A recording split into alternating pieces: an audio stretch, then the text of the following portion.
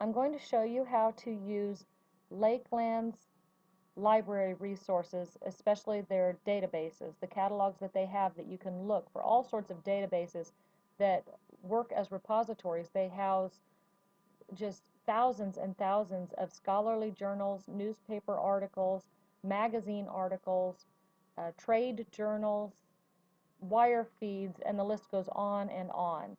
We'll start right off by looking at ProQuest. If you go to Lakeland's homepage, lakeland.cc.il.us, and scroll down on that home page, just like we did before, you can locate Iris, and 2 links down from that is the library. And on the library's home page, if you go to the right-hand side, there's a widget here that has different links to navigate the library's home page. The second link here is databases. Click on the databases, and it will take you to all the different catalogs that house these databases. So we're going to start with ProQuest.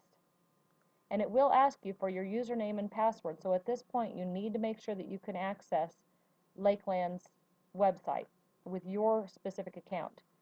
So I'm going to go in, click on Submit, and it will take me to the ProQuest home page. I always prefer to use, almost always prefer to use an advanced search, because if you use a basic search, then you are very likely going to come up with way too many topics for your search. So I don't know if you saw where I clicked, but I'm going to go back so you can see it again. Here above this basic search tool, you have this link that says Advanced Search, and that's where I clicked. Now my topic is we're going to start with child or adolescent or youth. By typing in child, adolescent, or youth, it tells me that any one of those words would be a good word to find in a journal as a key word. So I'm opening up my options. If a journal consistently refers to just a child, then if I had just typed in adolescent or youth, it may not have found that article. So I want to make sure that I cover all my bases as much as I can to get as much information about my topic as possible. So I'm coming up with different keywords that really mean the same thing. And I want to search anywhere in the text, but you'll notice that I have options. I can find my subject in a lot of different ways. If I just want to search by author, or if I already know what my document title is, or the publication. What if I already know what my journal that I'm looking for, the title of that journal? So you can see there are all sorts of different ways to search. But because we're just starting and we haven't found any articles yet, it's probably best to say, I want to find this information anywhere in the article. And I also want to search for human trafficking. And notice I put that in quotation marks because I don't want just one or the other word. I want those together as a phrase. Or I want to look up slavery. Either one of those words would also be good. And I want to search anywhere again. And I also think I want to limit it to the United States. Notice that I'm not capitalizing United States. That's because it doesn't need to recognize capitalization. Or maybe America. And you would think that maybe this is enough, we can be done and just start our search, but no. There are more things that we need to look for first. Because this is a catalog that houses a lot of information, not all of the articles that they give to us are accessible by us. So we want only ones that we have access to full text on, and we want ones that have been peer-reviewed so that we know that they can be held accountable for the accuracy of the content that they have put in.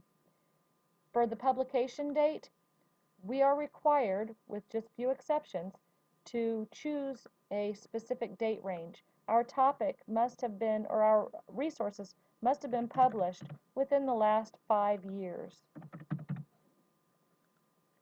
We don't need to know location.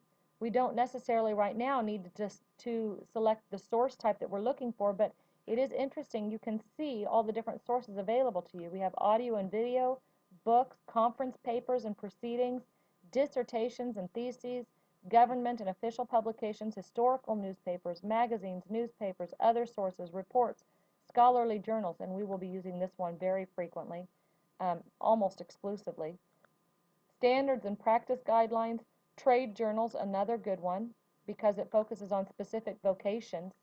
Wire feeds and working papers. Right now we're going to leave all of those available to us. The document type also, we have access to determine which type of documents we want. Do we want just annual reports and articles? Do we also want to accept biographies? And the list is so exhaustive. It's got a lot of different options on here, and we're going to leave that one alone too. We're just going to say all of those are okay for right now. Language, although it will default to English, it doesn't hurt to mark it. We can sort results by relevance, saying we want the ones that are most relevant to the information we included up above in our search, the keywords that we put in. Or we can search by most recent first or oldest first, although I don't see how that will be useful for you in this research project. Most recent first tells us that we are going to get the most up-to-date information. And I think that just for the sake of learning more, because I usually choose publication date most recent first, but they're all within the 5 years that you're required to have, so let's go with relevance this time. And I'm going to click on search, and you can see that we have here up in the top box we have all of the search requirements, including full text, peer-reviewed, and additional limitations. We have 6,846 results. Now that's a lot. We can see that within those results, before we start looking at the individual results, we can see that we have 6,700 scholarly journals, 101 trade journals. Now remember, that's per vocation, a type of profession. The magazines, we have 41 magazine articles, 3 conference papers and proceedings, and 1 report. And if I click on them more, you can see all of them right here. If we want to exclude any of these, now is the time to exclude them.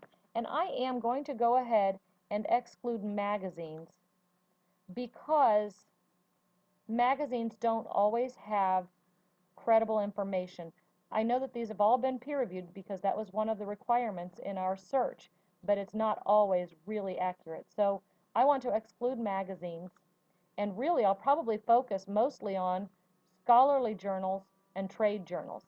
And we can see the little icons next to each of those types of documents that they are located over here too. We can see that this is a scholarly journal. Like over here, this is a scholarly journal. This is a scholarly journal.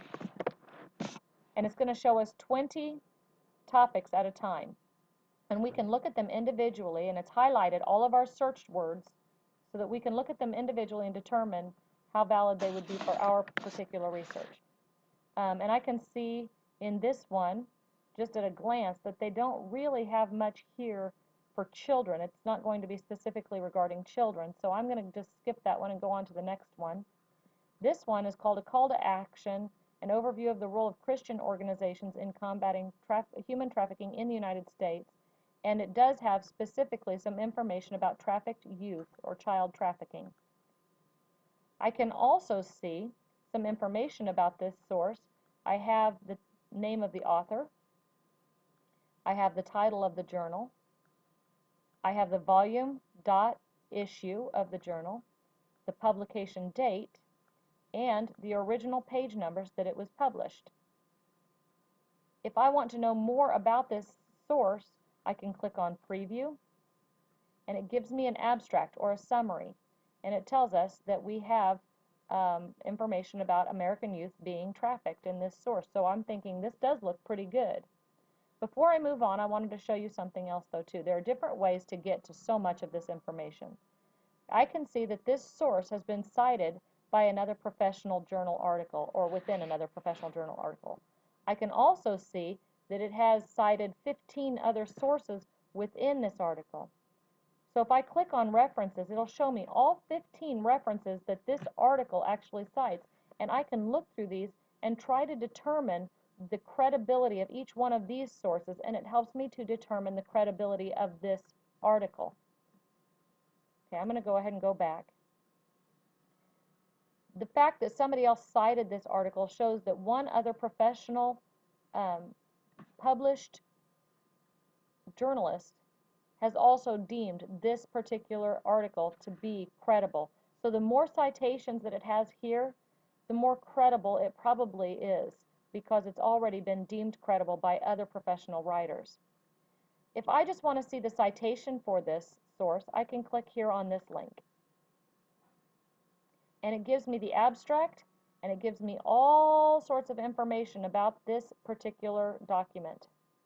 It tells me the subject, it tells me the location, the title, the author, the publication title, which is the journal that it's in, the volume, issue, the page numbers that it's located on, the number of pages that it is, the publication year, etc., etc. It gives me so much information, including a document URL, which you will not need for the purpose of your citation, but which you might want to have just for your own access back to this document.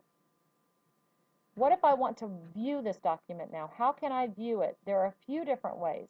I can go to the full text version here or here, but I would prefer to look at the full text version as a PDF form because those are stable pages. So now I've got this whole document here, and it looks like it did in the original source.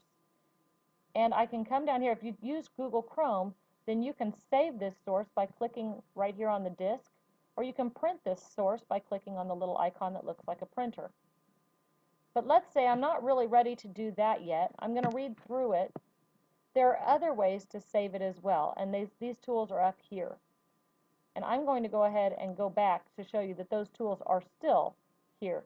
We have them right here. These tools are available to us often. In fact, if I go back to this page and I click here, I still have access to a lot of that information right here. So now I'm going to click on, I can email this document to myself, or I can print this document from here, or I can cite it, or I can save it. And if you save it, I recommend that you save it as a PDF file. I'm going to go to show you, though, this. This is a wonderful tool. The citation tool, if I click on Cite, it asks me, how would you like to see it cited? I need to have it cited as an MLA 7th edition citation. That's the same as our book. I click on Change, and look at what it does for me. All I have to do is copy and paste that into the Word document, and it is automatically correct, as long as it really copies over with all of the formatting accurately. You need to watch out because sometimes italics don't transfer correctly, sometimes spacing doesn't transfer correctly, but at least all the information will be there. And if it looks like this, it will be right, although we'll put it into Times New Roman, size 12. And that is how you find a source using ProQuest.